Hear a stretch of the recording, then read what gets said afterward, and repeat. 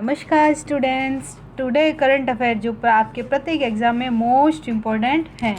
आज है आपकी 16 जुलाई, ठीक है।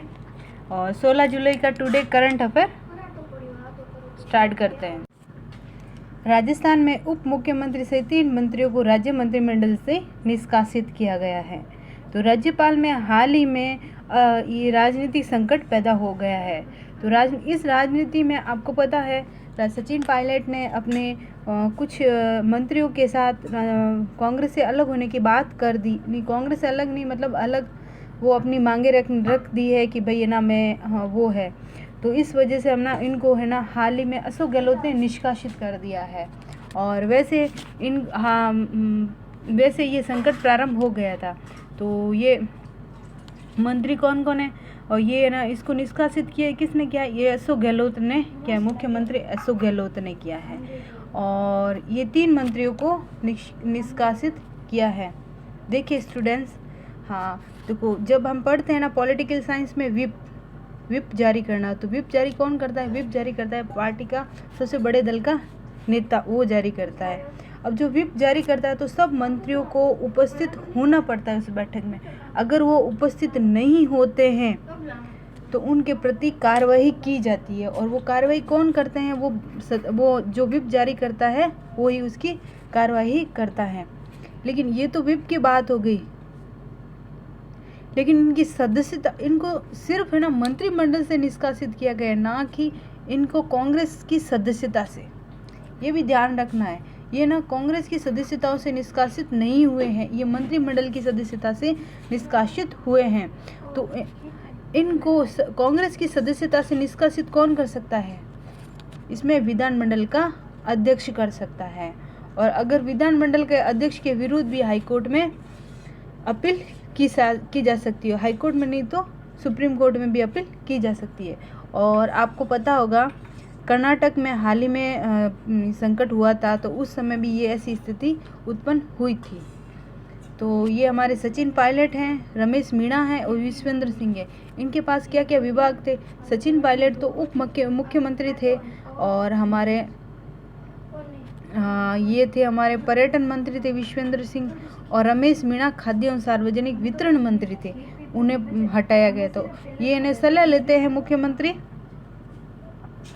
हमारे मुख्यमंत्री राजनाथ कालराज मिश्र से सलाह लेते हैं, उनके अकॉर्डिंग उनको निष्कासित करते हैं।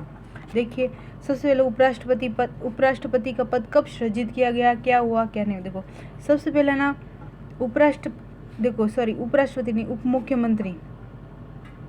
देखिए भारतीय संविधान में कहीं पे भी उप मुख्यमंत्री शब्द का उल्लेख नहीं है, ना ही कहीं संवैधानिक रूप से इसका प्रावधान किया गया है।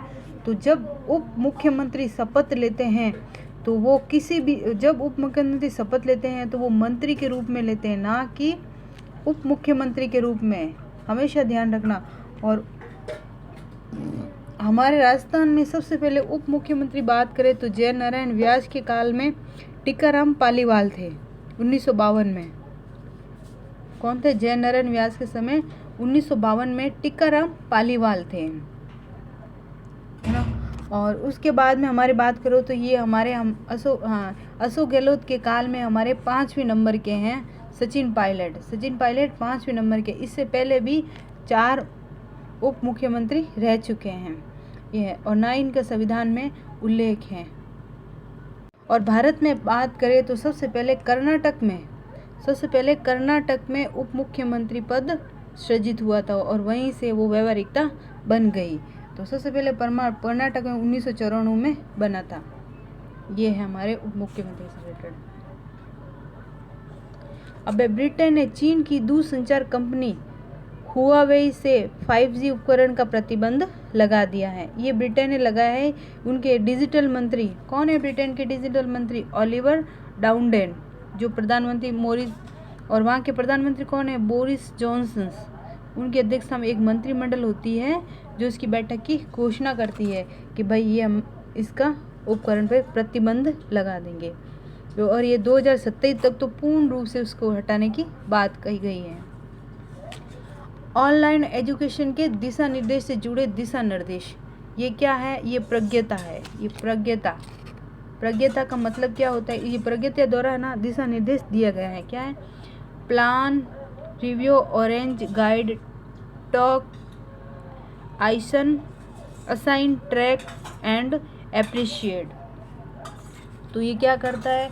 ये ना दिशा निर्देश देता है 1 से 12वीं तक के बच्चों के लिए ऑनलाइन पढ़ाई के लिए प्रतिदिन।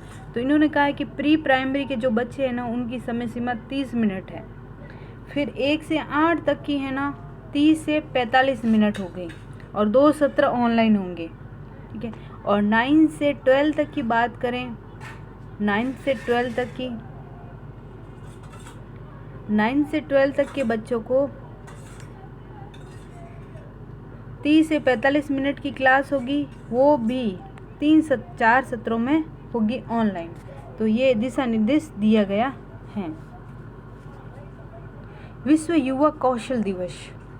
विश्व युवा कौशल दिवस वर्तमान में 15 जुलाई को मनाया गया है और ये युवाओं को अधिक कौशल विकास के प्रति जागरूकता के उद्देश्य से मनाते हैं। और किसके द्वारा बनाते हैं? महासभा द्वारा। और ये कब से प्रारंभ किया गया है? ये 15 जुलाई 2015 से 5 साल हो गए, अभी 5वां मनाया गया है। मुझे बताओ, और इसकी है ना थीम क्या है? इसकी थीम है skill for a resilient youth. इसकी ये थीम है 2020। Sachin Awasthi global humanitarian award से सम्मानित किया गया। ये सचिन अवस्थी लंदन में सम्मानित किएंगे और 35 देशों के उन 100 अवार्डों में से एक है ये। भारत और चीन कमांडर स्तर की बातचीत। ये भारत और चीन की 10 घंटे, कहते हैं कि 10 घंटे की बैठक हुई थी, लेकिन 10 घंटे की हुई थी, लेकिन है ना उसमें सही तरीके से 4 घंटे की ही हुई है, क्योंकि चीन का ट्रांसलेशन, चीनी भाषा का ट्रांसलेशन इंग्लिश में करने का कई टाइम लगते हैं, तो इस वजह से ये 4 घंटे ही मानी जाती है। देखो, विक्रम दुर्इस्वामी को बांग्लादेश के भारत के नए राजदूत नियुक्त किए गए हैं और पी नायर तुर्कमेनिस्तान में भारत के राजदूत नियुक्त किए हैं। देखो, पी नायर को तो तुर्कमेनिस्तान में किए हैं और विक्रम दुर्इस्वामी को बांग्लादेश में नए राजदूत किए। ये किसकी जगह लेंगे? ये दुर्इस्वामी ये रीवा गांगुली दास की जगह लेंगे। देखिए, कल मैंने आपको कहा था कि ईरान का चाबार बंदरगाह से भारत को अलग कर दिया है। तो ये देखिए, ये चाबार बंदरगाह आपको दिखाई दे रहा है। ये देखिए हमारा इंडिया का मैप है ना, जैसे आप देखेंगे ये हमारा इंडिया का मैप है। देखिए, यहाँ से गुजरात है, ये राजस्थान हो गया, फिर ये गुजरात हो गया। ये देखिए, तो यहाँ से है ना ये ट्रेन चलेगी आपकी, और यहाँ से ट्रेन चलने के बाद यहाँ पे 2 जोन में बटेगा। देखो, 200 किलोमीटर में तो ये जेहादन टू जारंज, ये यहाँ तक, फिर जारंज से डेलाराम, ये यहाँ तक, फिर ये ऐसे करके 2-3 भागों में ना 3 टुकड़ों में ना ये बंदरगाह बन रहा था। तो इन्होंने है ना चाबार बंदरगाह ना, तो इसे भारत को अलग कर दिया गया। और यहीं पे आपको पता है ये ग्वादर बंदरगाह, देखो सिर्फ 100 किलोमीटर की दूरी है ये ग्वादर बंदरगाह। ये देखिए, ये ग्वादर बंदरगाह। तो सामरिक महत्व यहाँ पे सबसे ज़्यादा है, ग्वादर बंदरगाह है, और इस वजह से भारत के लिए सबसे ज़्यादा मोस्ट इम्पोर्टेंट था ये बंदरगाह। तो उन्होंने ईरान ने, ये देखिए ईरान है और ये अफगानिस्तान में जाता है और मध्य एशिया तक जोड़ता है। तो ईरान ने ना उसको अलग करने की घोषणा की है अभी, तो वो है। देखिए, इसके अलावा भारत ने भूटान के एक क्षेत्र में सड़क निर्मित करने का प्रस्ताव रखा है, येती क्षेत्र में। ये येती क्षेत्र है भूटान का भारत के पास, तो वहाँ पे है ना ये प्रस्ताव रखा है कि भाई है ना हमारे अरुणाचल प्रदेश में तवांग शहर को जोड़ने के लिए आसानी हो जाए। येती शहर में भूटान के साथ ये एक बातचीत की है, ये है। और येती यहाँ पे ना सांकेतिक वन्य जीव अभयारण्य भी है। एक है तांगम भाषा,